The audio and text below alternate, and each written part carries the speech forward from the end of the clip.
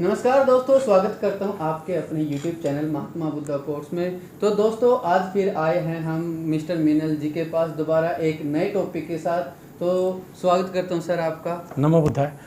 तो सबसे पहले तो मैं अनिल रॉयल जी का बहुत बहुत धन्यवाद करना चाहता हूं कि वो मुझे बार बार अपॉर्चुनिटी देते हैं। एक प्लेटफॉर्म उन्होंने मुझे प्रोवाइड किया कि मैं आप सभी लोगों के साथ जो बुद्धा है, उनके जो टीचिंग्स हैं बुद्धा की, वो आप लोगों के साथ शेयर करूं नीचे। तो ऐसे एक बार रेनी सीज़न में श्रावस्ती में जैतवनाथ टेम्पल पे बुद्ध भगवान बैठे हुए थे, शिक्षा दे रहे थे अपने लोगों को। तो कुछ डिवोटीज़ भी आ जाते थे उनमें। तो उन्हीं में से एक डिवोटीज़ आ गया, तो उन्होंने बुद्धा से एक बार प्रश्न पूछा, बहुत अच्छा। उन्होंने कहा, बुद्ध भगवान आप ये बताइए, आप भगवान हैं, आप दिव्य पुरुष हैं, या आप कोई जादूगर हैं, या कोई आप बाबा हैं? आप क्या हैं? आप है क्या कि आप में शक्तियाँ हैं? बुद्ध भगवान मुस्कुराए, उनकी तरफ देखा, उन्होंने कहा, आई एम अवेकंड, मैं तथागत हूँ, जागृत हूँ मैं, और मेरा काम है लोग जो सो रहे हैं उनको जगाना है। तो मैं अपना काम कर रहा हूँ, जो वर्ल्डली लाइफ में उसी में जीना है जी। किसी पे कोई दिव्य पुरुष नहीं, कोई भगवान नहीं, कुछ नहीं है। वो किसी भी तरह के संस्कार वगैरह रिचुअल्स पे बिलीव नहीं करते थे बुद्धा। वो एक बड़ी प्रैक्टिकल लाइफ जीते थे। He was a very scientific.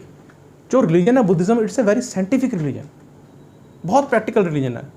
और इसी रिलीजन को आज की डेट में भी सबसे साइंटिफिक माना गया, क्योंकि इसमें प्रैक्टिकल बातें हैं। इस बात को प्रूव करने के लिए एक और मैं छोटी सी स्टोरी सुनाता हूँ। एक बार ना एक लेडीज थी, उसका नाम था कृषा करके लेडी थी, कृषा लेडी। वो गांव की लड़की थी, गरीब घर में, और थोड़ा उसका कास्ट भी थोड़ा नीचे का था। तो वो गांव में रहती थी, बड़ी पतली लड़की थी, कोई ख़ास सुंदर नहीं थी। तो ठीक है, वो घर से भी गरीब थी और छोटे जात की थी। तो उसी गांव के एक बिजनेसमैन लड़के से उसका प्यार हो गया, उस लड़की से। लड़का सुंदर था, खूबसूरत था। उसने उससे शादी कर ली। घर के मना करने के बावजूद भी घर वालों ने बहुत समझाया कि तुम उच्च कुल के हो, न शादी नहीं करनी, लेकिन लड़का नहीं माना। उसने उस लड़की से कृषा से शादी कर ली। अब कृषा आ तो गई घर पे, लेकिन प्रॉब्लम्स बड़ी शुरू हो गई, क्योंकि उसका कोई सम्मान नहीं करता था। उसके जो माँ बाप थे लड़के के, वो उसको डांटते रहते थे, बुरा भला कहते रहते थे उसको। और नेचुरली इंडिया का जो सोसाइटल स्ट्रक्चर है, उसमें ये प्रॉब्लम सब जगह है, ठीक है ना। और ये आज भी रियलिटी है और आज भी प्रिवेल कर रही है। बिल्कुल। तो वो बहुत परेशान हो गई। एक दिन इस इन बिटवीन क्या हुआ, उसके एक बेटा हो गया। अब देखो क्या हुआ कि जैसे ही बेटा हुआ, घर वालों का बिहेवियर चेंज हो गया। वो उसको सम्मान देने लग गए, उसको प्यार करने लग गए, उसको इज्जत मिल गई। वो बहुत खुश थी कि उन बेटा होने से क्या हुआ, उसको समाज में मान सम्मान मिल गया, घर वाले प्यार करने लग गए। और ये बहुत बड़ी बात होती है गौरव के लिए। सर, ये एक वास्तविकता भी है, एक रियलिटी है, और ये फैक्ट भी है हमारी इंडियन जो सोसाइटी के, उसके हिसाब से फैक्ट भी। एक दिन क्या हुआ, जब थोड़ा सा बच्चा बड़ा हुआ, तो एक दिन उसको सांप ने काट लिया बच्चे को। हाँ, सांप के काटने से क्या हुआ, उसकी उसी टाइम डेथ हो गई। इकलौता लड़का था, डेथ हुई। उनके दिमाग में शॉक लगा कि ये क्या हो गया। और सबसे बड़ी बात, उनको ये लगा कि अब सब कुछ खो जाएगा, जो उसको मान सम्मान सब खत्म हो जाएगा। तो ये चीज़ वो एक्सेप्ट नहीं कर पाई कि उसका बेटा मर गया। हाँ। तो लोगों ने उसको समझाया, भाई इसको क्रिमेशन कर दो, ये मर चुका है ये, लेकिन नहीं मानी। वो ये सोचती रही कि नहीं, ये बेहोश है, ये ठीक हो जाएगा। वो सभी तरह के गुरुओं के पास गई, तांत्रिक के पास गई, बाबाओं के पास गई, अपने लड़के को कि मेरे बेटे को जिंदा कर दो। ये पागल टाइप होगी, थोड़ी सी मेंटली डिस्टर्ब हो गई। कोई फ़ायदा नहीं। अब टाइम निकल रहा था, उसमें से फॉल्स स्मेल भी आनी शुरू होती है, जो बॉडी कॉप्स जो। तो किसी ने उसको बोला, आप भगवान बुद्ध के पास जाओ, वही कुछ कर सकते हैं, बुद्धा ही कुछ कर सकते हैं इसमें जी। तो वो गई और बुद्धा के बेटे को लेके, उसकी बॉडी को लेके बुद्धा के पास पहुंच गई। उन्होंने बुद्धा को कहा, दिखाया। बुद्धा ने ध्यान से देखा, कुछ नहीं बोले। कहता, उन्होंने बोला, भगवान आप मेरे बेटे को जीवित कर दो। बहुत रोई बुद्ध भगवान के चरणों पकड़ के कि इनको जीवित कर दिया जाए। बुद्ध भगवान कुछ नहीं बोले, एकटक देखते रहे उस लेडीज़ को। फिर बोले, बिल्कुल ठीक है, मैं इसको जीवित कर दूंगा। लेकिन उसमें एक छोटी सी कंडीशन है, बहुत छोटी सी कंडीशन। कहते क्या? कहता आप घर जाओ, उस घर से अनाज लाना, एक मुट्ठी अनाज लाना जहाँ पे मौत ना हुई हो। हाँ, मतलब कि जिसके घर में कोई मौत ना हुई हो, वहाँ से एक मुट्ठी अनाज ला के दे दो, मैं आपके बेटे को जिंदा कर दूँ। वो गई, सुबह से शाम हो गई, बेटे को लेके सभी घर में गई। हैरानी की बात, सभी घर में कोई ना कोई मौत हुई थी। आखिर शाम को वो आ गई बुद्ध भगवान के पास, उसने चरण पकड़ ली, कहती मैं समझ गई बुद्धा। फिर बुद्धा ने उसको सरमन दिया, उसको प्रवचन दिया कि इंसान इस दुनिया में आया, उसको जाना ही है, अलग अलग रास्ते हैं, अलग अलग कर्म हैं। तो बुद्धवाणी दी उन्होंने और उसको समझाया। और उसके बाद वही लड़की जो शिकारा थी, लड़की जो थी तसीरा कशीरा, वही सबसे बड़ी बुद्ध भगवान की नंस की सबसे बड़ी वो भिक्षुनी बनी। हाँ, उसने बुद्ध धर्म को अपना लिया उसके बाद। तो इस तरह की कई स्टोरीज हैं जो बुद्ध भगवान श्रावस्ती में उन्होंने बहुत रहे, 25 साल 45 साल में 25 साल वो श्रावस्ती में रहे, कोशाला में। उसके बाद वो राजगिरी भी जाते थे, और एक साथ में एक और राज्य था अपर बिहार जो राइट साइड में था, उसमें था वज्जी का, वहाँ नाम था विशाली। हाँ, विशाली बुद्ध भगवान को बहुत पसंद था। वो बीच बीच में विशाली भी जाते रहते थे, ट्रैवल करते थे। विशाली में वज्जी नाम के वो रहते थे राजा।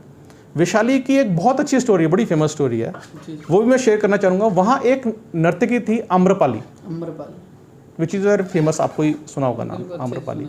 She belongs to Vaishali. तो वो उस टाइम वो जो थी आम्रपाली, वो राज नर्तकी थी। तो एक बार भगवान बुद्ध वहाँ अपना गए हुए थे वैशाली में, अपना धर्म दर्शन दे रहे थे भिक्षुकों और डिवोटीज को, पासक पासिकों सबको। तो आम्रपाली जो थी वो राज नर्तकी थी, और उसके पास जो लोग जाते थे ना, वो राजा जो राजशाही जो राजकुमार वगैरह होते हैं ना, प्रिंसेस वगैरह, वो जाते थे, उनको अलाउड था उनके कोर्ट में जाने के लिए। आम्रपाली के कोर्ट में वही लोग जा सकते थे, या अपर क्लास ऑफ बिजनेसमैन या राजशाही लोग वही जाते थे। तो आम्रपाली को पता लगा, आम्रपाली उसका नाम इसलिए पड़ा, कहते हैं कि उसका जो जन्म हुआ था ना, आम के वृक्ष के नीचे हुआ था, तब उनका नाम इसलिए आम्रपाली पड़ा।